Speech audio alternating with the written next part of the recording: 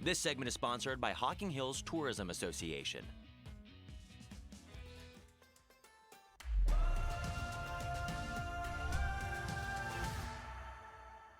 Long before the Hocking Hills became a great road tripping destination, that was long before we were born, as a matter of fact, the Hocking Hills area was a place where people settled.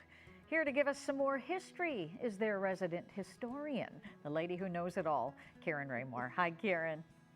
Hi, how are you today? Good. Yeah, people always knew the Hocking Hills have been around, but there's actually a lot of history connected to the Hocking Hills. There is. I'm not sure I'm the local expert historian, but a lot of us are very familiar with the folklore and many of the factual histories of the area. Of course, long before the current folks got here, our Native American tribes made the Hocking Hills their home, starting with the Adena and the Delaware, the Wyandot, and lastly the Shawnee.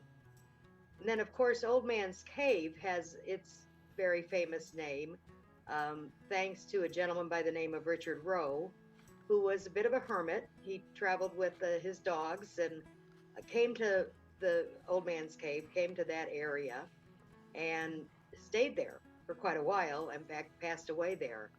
There are many interesting stories about hearing the sounds of dogs, his dogs baying at night. So the legend continues. Let's go through some of these places. You already mentioned Old Man's Cave. What is Rock House? Oh, Rock House has particularly fun history. According to local legend and lore, both bandits and bootleggers hid out in Rock House. Its unique formation made for a good place to hide. And then we have the Ash Cave. Well, Ash Cave, of course, has a very rich Native American history, as it was used by Native American tribes for a number of reasons, and continues to be a very popular site. You can see the history of time in the cave, and of course it's also one of our most accessible caves. And Conkle's Hollow, what about that? Well, Conkle's Hollow is actually a personal favorite of mine. Is it? It's actually a state native nature preserve. Oh. And there is the Gorge Trail, which is an accessible trail, and the Rim Trail, which is a little bit more challenging, naturally, but the reward is spectacular because there is an unbelievable view from that Rim Trail that looks out over the scenic vista that is the Hocking Hills. There's just so much to see, and I know most people have not even scratched the surface. By now, Karen, do you feel like you have seen every aspect, every corner, nook and cranny of the Hocking Hills? Well, I have been here almost 13 years, and there's still things to discover. And then, of course, every season, it's different. So if you have experienced in the summer, to experience in the winter is totally different.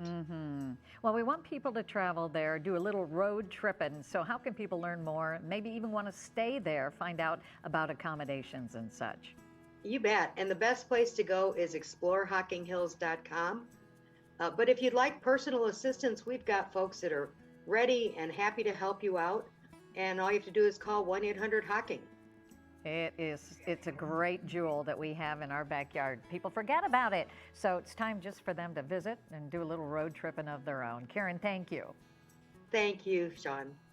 As Karen says, the Hocking Hills, it is a great road tripping destination full of history, beauty, and wonder.